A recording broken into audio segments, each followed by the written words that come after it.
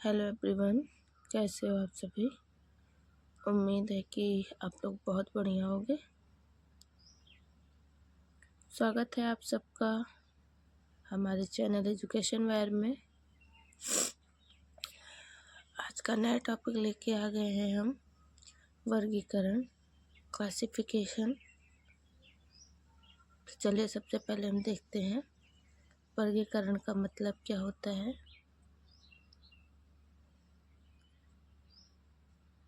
So let's go. वर्गीकरण और classification सबसे पहले देखेंगे।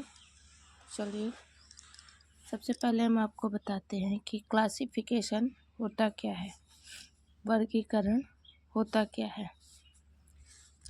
तो देखते हैं, किसी वस्तु, शब्द, अक्षर, अंक को उनके किसी विशेष प्रकार के गुण के आधार पर किसी समूह में से वर्गीकृत करने की क्रिया को वर्गीकरण कहते हैं।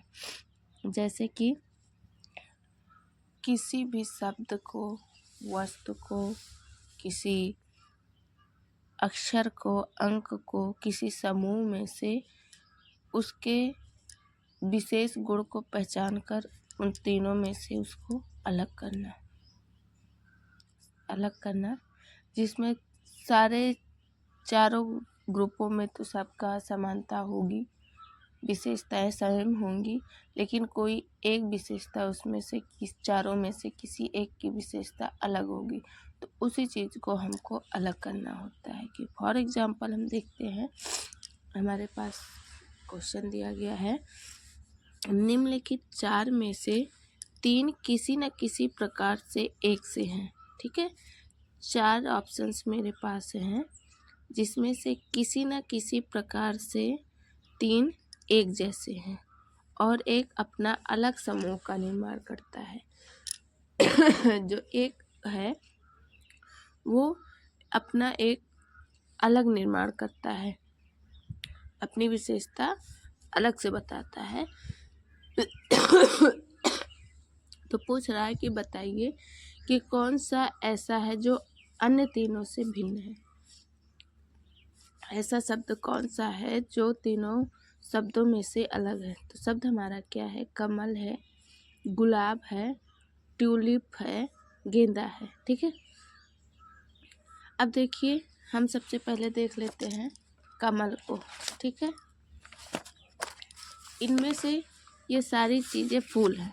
ठीक है, हम देख लेते हैं चार की चारों चीज़ें जो हैं, चारों, गेंदा भी हमारा ज़मीन में निकलता है, गेंदा भी हमारा फूल है। ठीक है, गुलाब भी फूल है। ठीक है, और ट्यूलिप भी हमारा फूल है और कमल भी हमारा फूल है।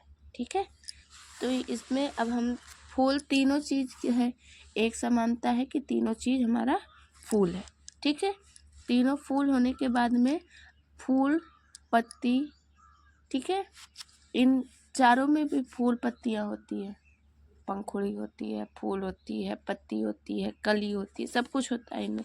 लेकिन अब इसमें विशेषता क्या है, इसमें विशेषता ये है कि गेंदा, गुलाब, ट्यूलिप, ये चीज़ें जो है सॉरी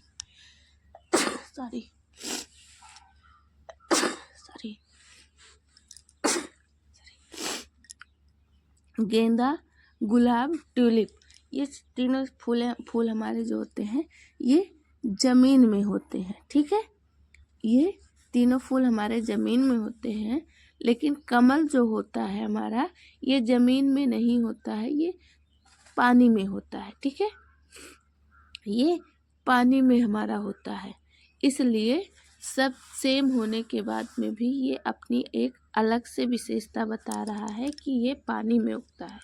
ठीक, अब देखिए, अगर आपको समझ में आ रहा है तो बताइएगा कमेंट करके, और हमारे चैनल को सब्सक्राइब करिएगा, हमारी वीडियो शेयर करिएगा,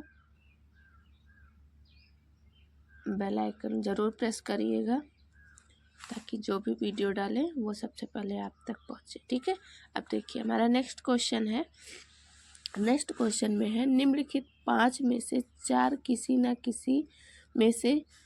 न किसी प्रकार से सामान्य है, ठीक है, समान है, और एक अपना अलग समूह का निर्माण कर रहा है। बताइए कि इनमें से कौन सा ऐसा है जो अन्य 4 से भिन्न है, ठीक है। निम्नलिखित, फिर से एक बार प्रश्न हम देख लेते हैं। निम्नलिखित 5 में से 4 किसी न किसी प्रकार से समान है और एक अपना अलग समूह का निर्माण कर रहा है। बताइए कि इनमें से कौन सा एक ऐसा है जो अन्य 4 से भिन्न है, ठीक है।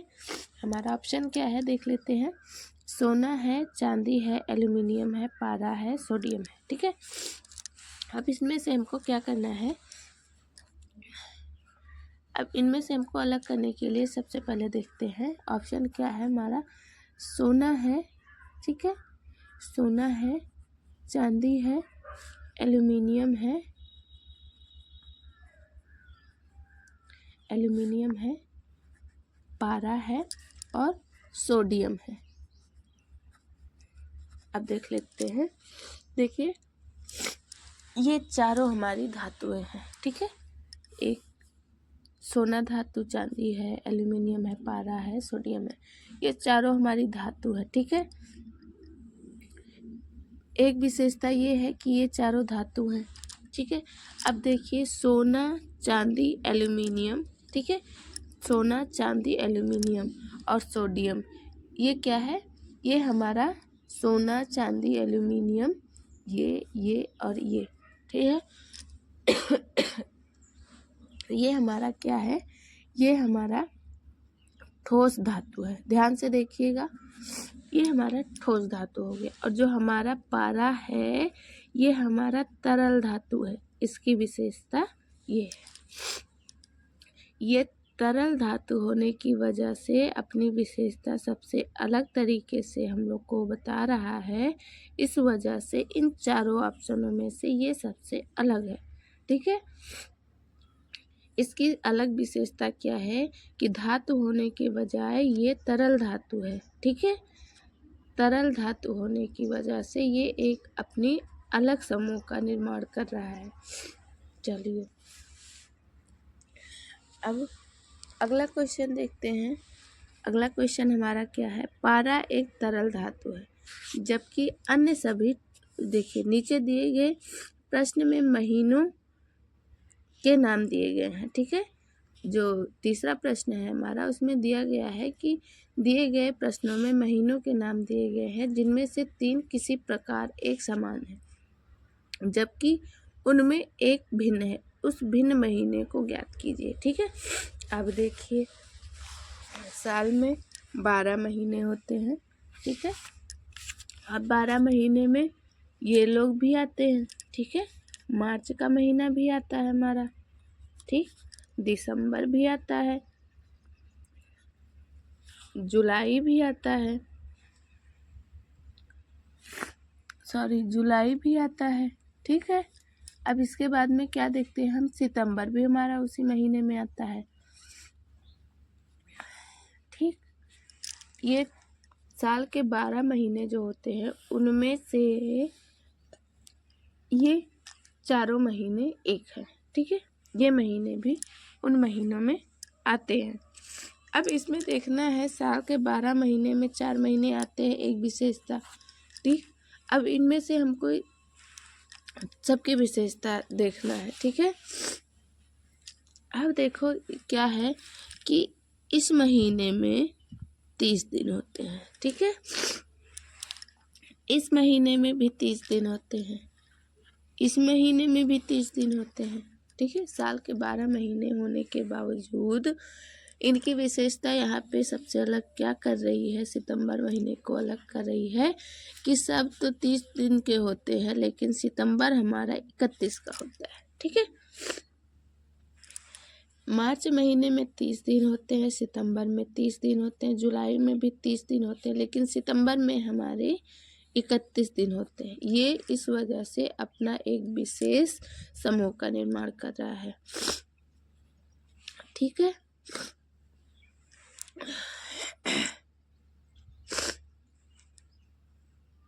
अगर हमारी वीडियोस पसंद आती हैं तो चैनल को सब्सक्राइब करें, लाइक करें, शेयर करें।